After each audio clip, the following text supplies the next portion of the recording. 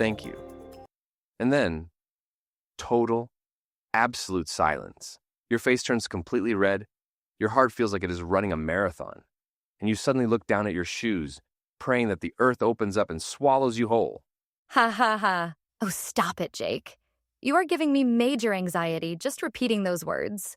But wow, that is the painful reality for millions of intermediate English learners every single day, isn't it? It is a huge problem. You study grammar rules for years, you know the vocabulary words in your head, but the exact microsecond a native speaker looks at you and asks a simple question, your brain completely locks up like a rusty old door. Yes. It's like your mouth just refuses to cooperate with your brain.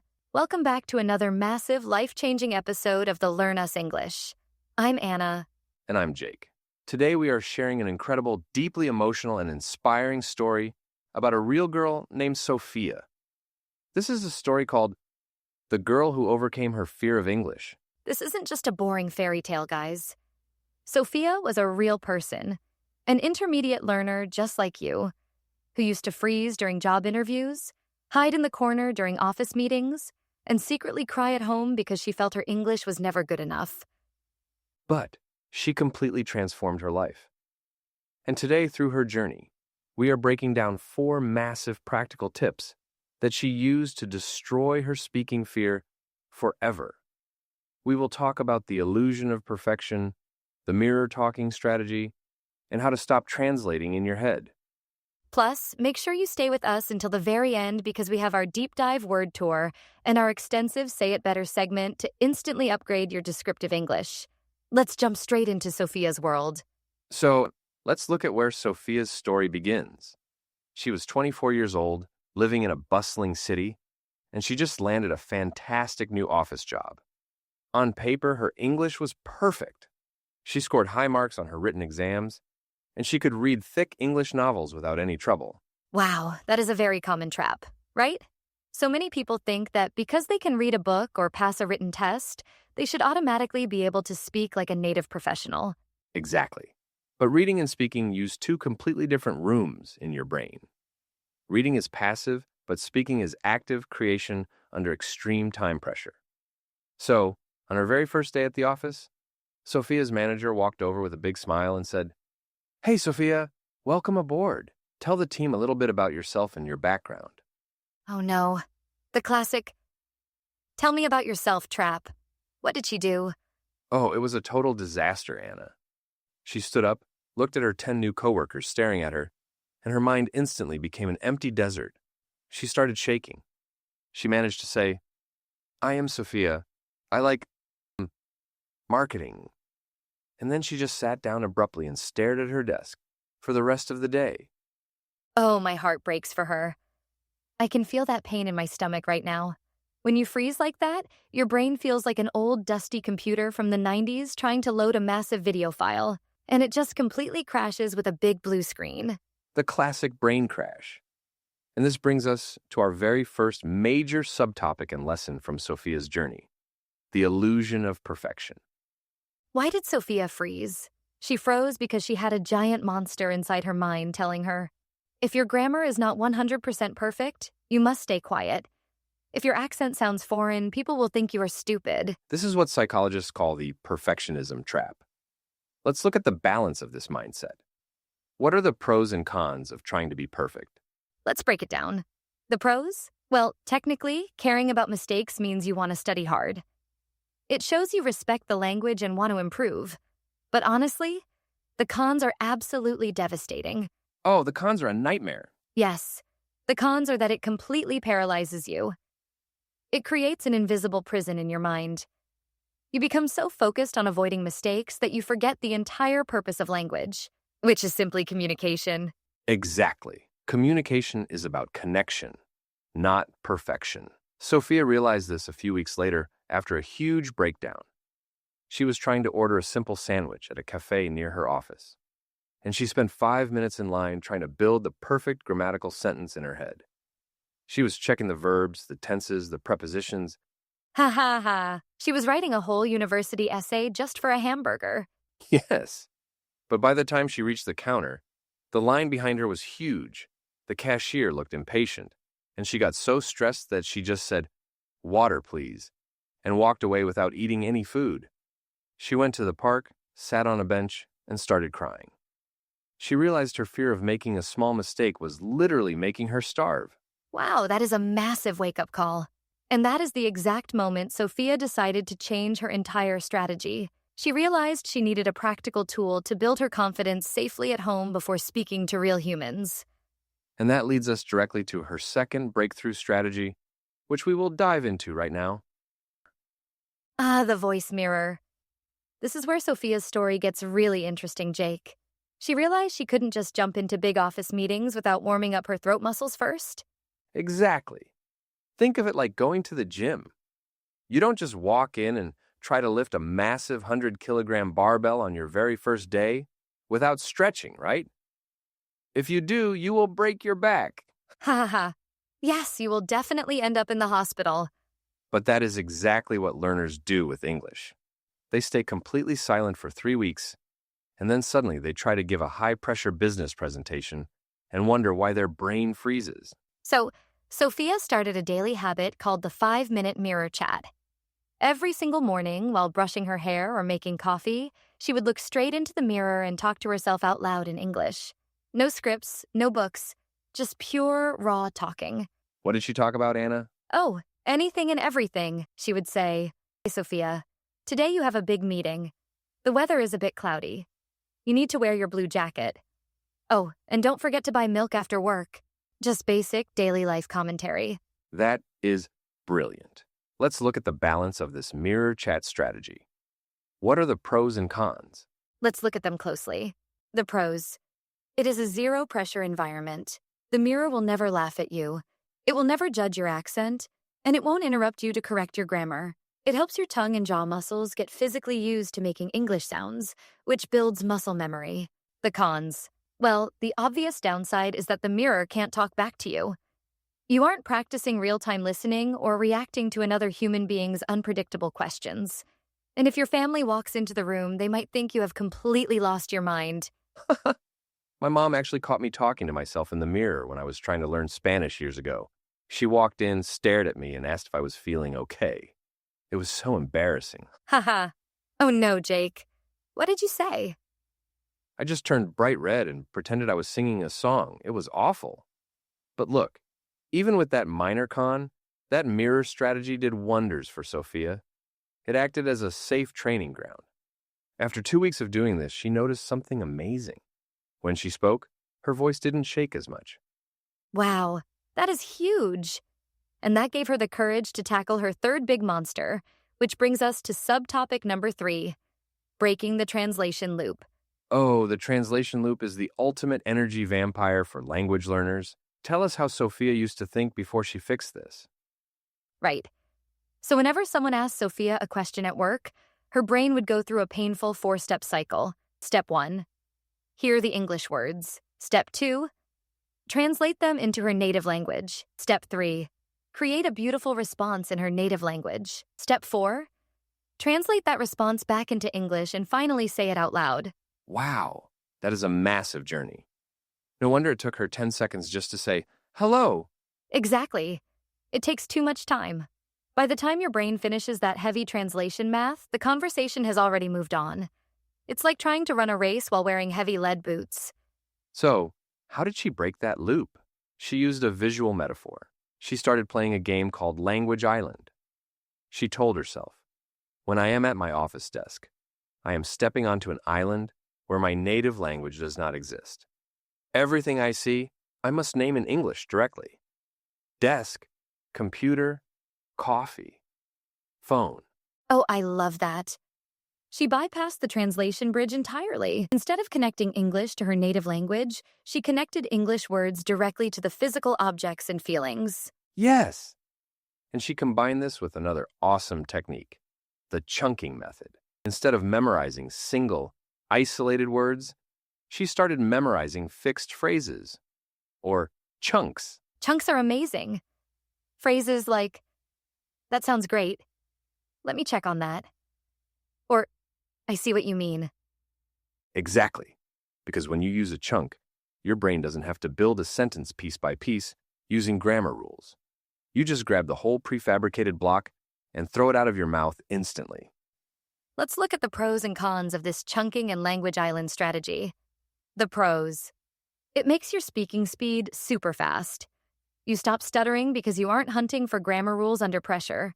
It allows you to respond dynamically, just like a native speaker who uses phrases naturally without thinking about verbs. The cons. You might sometimes use a chunk in the wrong context if you don't fully understand it. For example, if your boss says, "Our company lost $1 million today," and you naturally shout, "That sounds great," well, you might get fired. Haha. Oh my God, yes. Context is definitely king. You have to be careful. But for Sophia, chunking was her absolute superpower. She practiced it until it became second nature. And then came the ultimate test. It was a Tuesday morning, and her manager suddenly announced a surprise meeting with a massive client from London. And guess who had to present the weekly marketing report? Oh no, don't tell me it was Sophia? Yes, it was Sophia. Her heart started pounding instantly. The old fear screamed inside her head. Run away. Pretend you are sick and hide in the bathroom. But she looked at her notebook, remembered her mirror practice, took a deep breath, and stood up. Wow. Talk about a high-pressure moment. So, what happened when Sophia stood up in front of that big client from London? Did her mind turn into a desert again? She stood up, walked to the front of the room, and for the first 3 seconds, total silence. She looked at the client, and she could feel the old panic creeping up her neck. But instead of letting the computer crash, she grabbed a prefabricated chunk from her mental toolkit. She smiled and said, "Good morning, everyone. Let's dive straight into the numbers for this week." Oh, what a beautiful launchpad phrase. Clean, professional, and confident. Yes. And once she opened that door with a strong chunk, the rest of the sentences started following smoothly. Did she make mistakes? Yes. She did. She accidentally used a wrong preposition, and she hesitated for a second on a vocabulary word. But she did not stop. She just kept pushing forward like on a track. That is the ultimate secret. You have to keep the train moving. If you derail over one tiny mistake, you lose the whole momentum. Exactly. And when she finished, the London client didn't look angry at all. He actually clapped his hands and said, "Brilliant presentation, Sophia. Your analysis was incredibly clear." When she walked back to her desk, she realized something life-changing. People don't care about your perfect grammar. They just care about value and clarity. Wow, what an amazing victory for Sophia. She completely broke the invisible prison of fear. And today, she is leading international projects at her company. Her story proves that speaking fluent English isn't an exclusive gift you are born with. It is a psychological muscle you build day by day. It absolutely is. And speaking of building muscles, let's transition straight into our favorite segment of the show, the word tour. Let's slow down and explicitly review 7 powerful words from Sophia's journey that you can use to describe your own progress. Word number 1 is the noun marathon. We mentioned that when Sophia was nervous, her heart felt like it was running a marathon. A marathon is a long-running race of over 42 kilometers.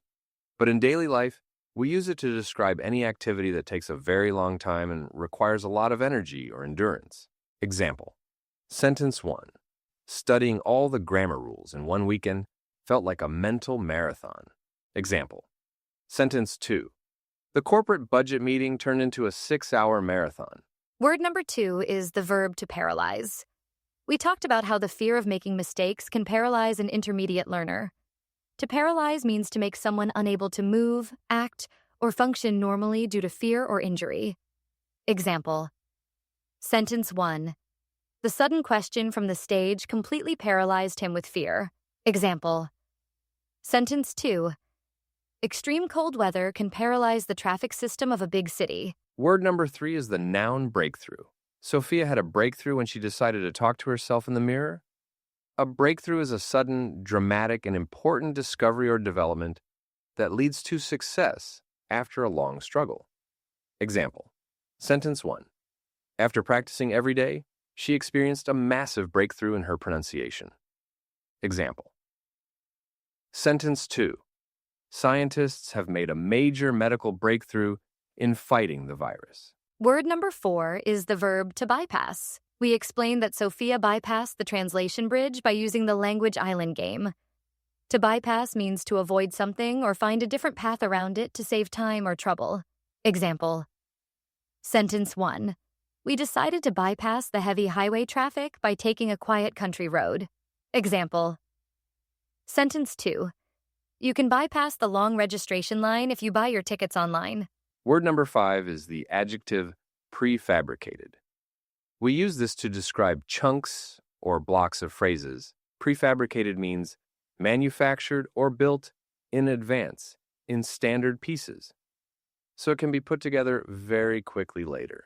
Example sentence 1. The construction company built a whole office using prefabricated walls in just 2 days. Example. Sentence 2. Using prefabricated phrases helps you respond faster during a dynamic conversation.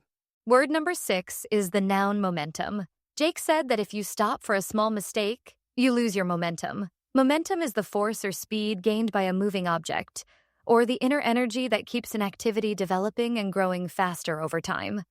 Example. Sentence 1. Once you start speaking every day, you build a positive momentum that makes learning easy. Example. Sentence 2. The political campaign gained massive momentum after the television debate. And finally, word number 7 is the adjective exclusive. We noted that fluency is not an exclusive gift. Exclusive means limited to a specific group of people, or expensive and high class, shutting out others. Example. Sentence 1. Membership to that luxury golf club is completely exclusive and costly. Example. Sentence 2. They offered us an exclusive interview with the famous Hollywood actor. Now, let's step straight into our Say It Better segment. Let's take 5 basic textbook sentences that learners use when talking about their fears and language skills, and upgrade them to premium, native-like expressions. Excellent. I will give the flat textbook phrase, and Anna will give us the natural upgrade. Sentence number 1. My English speaking is bad because I am afraid. Oh, that sounds so sad. The native upgrade is, I get tongue-tied because of nervousness. We use the expression tongue-tied when your tongue physically feels stuck because you are shy or anxious. It sounds incredibly authentic and descriptive. Perfect. Sentence number 2. I study English grammar a lot every day. Upgrade. I hit the grammar books daily. The idiom to hit the books is the classic native way to say you are studying intensely. It makes your English sound active, casual, and energetic. Sentence number 3. I forgot all the words in my head. Upgrade. My mind went completely blank. This is the exact phrase native speakers use when their memory suddenly vanishes during high pressure. It uses a powerful visual metaphor of a clean white sheet of paper. Sentence number 4. I want to speak English fast, without stopping. Upgrade. I am aiming for a smooth conversational flow. Instead of saying fast, which can sound rushed or messy, aiming for a smooth flow shows that you understand that real fluency is about rhythm, connection, and steady pacing. Love that. And sentence number 5. I will try to speak to people, even if I make a mistake. Upgrade. I'm just going to bite the bullet and put myself out there. Wow.